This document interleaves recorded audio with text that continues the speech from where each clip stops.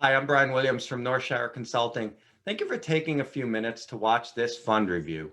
In this video, we'll talk a little bit about the fund family that we're in. We'll talk about fees and expenses, performance against the category, and then we'll wrap it up with how this fund might fit into your overall portfolio. This is considered one of our shorter form fund reviews.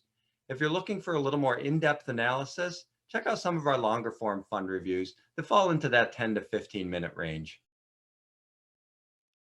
Hey, quick reminder here. Anything in this group or in this YouTube channel is just general education, not specific tax, legal, or investment advice.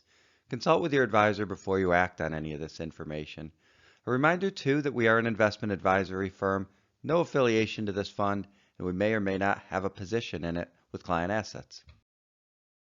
There's a couple things that we look at when we see a simple asset allocation like this. The first is equity to bonds or stock to bonds. So cash, US bonds, non-US bonds obviously fall in that bond category. And then we look at the equity exposure. This portfolio is more so weighted in equities. That means it's going to be a little bit more on the aggressive side. We know over time that equities have outperformed bonds, but they also take a little more risk to do that. The other ratio we want to look at is US versus non-US. As you can see by this portfolio, it's primarily invested in the US.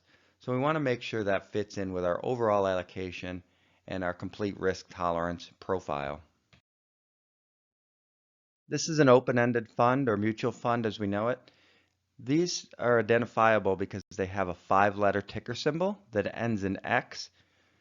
One of the things about mutual funds, it's a little bit different than an exchange-traded fund, is mutual funds, if you place an order during the day, that gets executed at the end of the day based on end of the day values.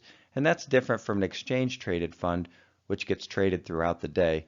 Another key difference between a mutual fund and an ETF is a mutual fund's portfolio holdings don't have to be reported on an everyday basis like an ETF does. So when you're looking under the hood of a mutual fund, those holdings inside may or may not be the actual ones that you're purchasing when you purchase the mutual fund.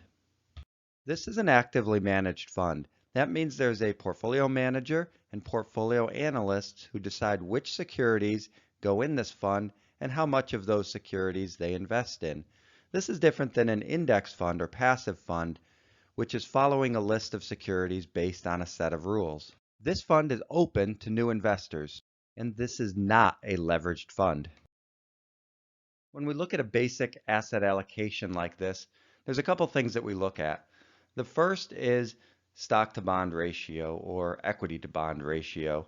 So bonds, we have non-US, US, and cash we usually lump into that category as well. So as you can tell by this portfolio, it's more so weighted in bonds than equities.